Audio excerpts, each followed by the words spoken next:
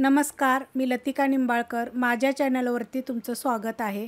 आज मी तुम्हाला मोड आलेल्या मटकीची मुगाची झणझणीत कालवण बनवून दाखवणार आहे. त्यासाठी बघा ही 200 ग्रॅम मूग आणि मटकी मोड आलेले घेतलेले आहेत. आता याला स्वच्छ धुवून घेऊया. स्वच्छ धुवून घ्यायचे बघा अशा प्रकारे. कढई गरम करत ठेवली, त्यामध्ये तेल टाकून घेऊया आणि कढई लोखंडाची आहे. 1 ते 1.5 चमचा तेल टाकायचं. तुमच्या आवडीप्रमाणे कमी जास्त करू शकता. तेल गरम झालेले त्यामध्ये छोटा 1 चमचा जिरे मोहरी चांगली तडतडली की कढीपत्ता टाकायचा. 2 चिमूट हिंग पावडर आणि एक मोठ्या आकाराचा कांदा बघा एकदम बारीक कापून घेतलेला आहे. कांदा चांगला भाजून घेऊया. कांदा बघा अशा पद्धतीत भाजलेला आहे. आता ह्याच्यामध्ये थोडीशी हळद आणि सुक्क खोबरं, लसूण आणि आलं कुटून घेतलेलं आहे.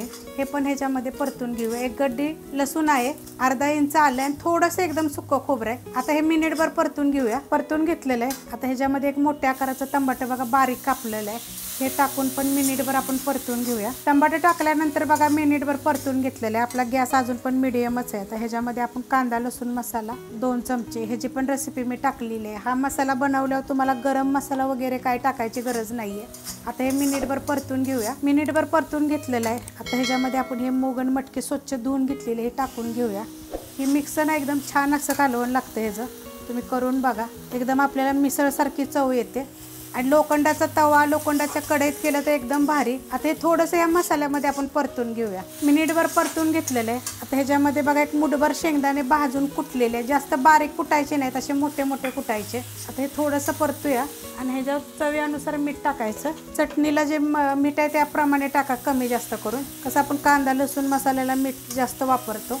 आता यात पाणी टाकूया आपण. हे हलकं कोमट पाणी आहे. आता तुम्हाला किती कालवण पाहिजे त्याप्रमाणे पाणी वतायचं, कारण हे शिजल्यावर पण थोडंसं कमी होतं. आता हे मीडियम गॅसवर आपण चांगलं शिजवून देऊया. कालवण बघा आपलं हे उकळलेलं आहे. आता ह्याच्यामध्ये कोथिंबीर टाकूया. कोथिंबीर जरा मी जास्तच घेतलेली कारण दिशे. आता हे हलवून घेऊया आणि हे आपलं मी तुम्हाला सांगितलेलं मीडियम गॅस आहे. आता एकदम बारीक गॅसवर आपण हे शिजवून देऊया. उकळलं का नाही की गॅस बारीक करायचा. बघा कालवण बघा आपलं झालेलं आहे मस्त असं बघा अशा पद्धतीत झालेलं आहे. तुम्हाला जर पातळ पाहिजे असलं तर अजून पातळ करू शकता. एकदम 1 नंबर चवीला होतं. ही रेसिपी आवडली तर लाईक करा, सबस्क्राईब करा, कमेंट करा आणि शेअर बी करा.